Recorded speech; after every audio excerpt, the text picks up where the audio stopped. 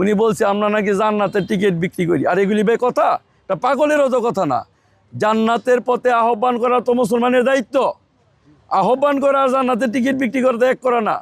আজকাল যারা মানুষকে প্রতারিত করার জন্য ফ্যামিলি কার্ড ঘরে ঘরে নিয়ে যাচ্ছে, যারা কৃষক কার্ড নিয়ে যাচ্ছে, এদেরকে আমি বলতে চাই এরা প্রতারক।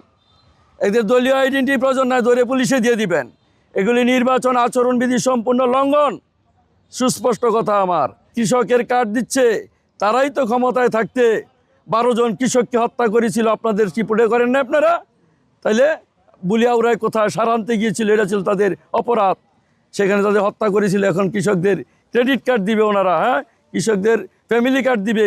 এই ধোঁকাবাজি প্রতারক এরা, এদেরকে বিশ্বাস করা যায় না। বিগত দিনেও এরা মানুষের প্রতারণা করছে।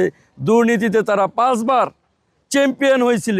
দূষণের এখনও তারা বাংলাদেশের মধ্যে, তাদের কারণে আমরা দূষিত একটা দেশে আজকে পরিণতি লাভ করছি। হুমকি স্পষ্ট।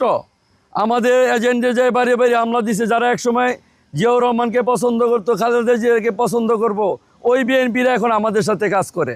নতুন চাঁদাবাজ, দান্দাবাজ, সন্ত্রাসী বিএনপি যেগুলি আছে, এগুলি গেছে এদের পিছনে ঘুরে। মাঠে গিয়ে এদের কোনো ভোট নাই, অতএব বিকল্প চিন্তা করতেছে।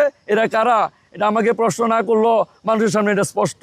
এই জন্য চাই আগামী দিন ফ্রি, ফেয়ার, ক্রেডিবল নির্বাচন করতে হইলে নরসিংদীকে লেভেল ফিল্ড তৈরি করতে হবে। এই জন্য চাঁদাবাজ, সন্ত্রাস মুক্ত নরসিংদী গঠন করতে হবে। অবৈধ অস্ত্রের জঞ্জনানি, কিছু না হয়তো অস্ত্রের ব্যবহার দেখি, এগুলি উদ্ধার করতে হবে। এসপিডিসি এবং আমরা পুলিশ থানার ওসিকে বলেছি, এটি আপনাদের মূল কাজ। যদি সুন্দর নির্বাচন আপনারা উপহার দিতে চান। অস্ত্রের মাধ্যমে হুমকি দিচ্ছে 10টার মধ্যে কেন্দ্র দখল করবে, 12টার মধ্যে কেন্দ্র দখল করবে। কালো টাকা যেগুলি অর্জন করছে, কোটি কোটি টাকা, এগুলি ব্যবহার করবে। এদেশের মানুষ এগুলি প্রতিরোধ করবে ইনশাআল্লাহ। আমার কোনো প্রতিপক্ষ নাই, প্রতিদ্বন্দ্বী আছে, আমাদের সাথে ভালো সম্পর্ক আছে। আমি আশা করি সম্পর্কটা অক্ষুণ্ণ থাকুক। আমাদের নরসিংদী সকলের, সকল দল মত নির্বাচনে আমাদের নরসিংদী, আমি বলছি আগামী দিন যদি আমি এখানে এমপি নির্বাচিত হই, মানুষের সেবক খাদেম হিসাবে থাকব। পাশে সব দলের লোককে আমি পাশে চাই, এটা আমার প্রত্যাশা। আমার বন্ধু আছে, কোনো শত্রু নাই। শত্রু বাড়াইতে চাই নাই, বন্ধু বাড়াইতে চাই।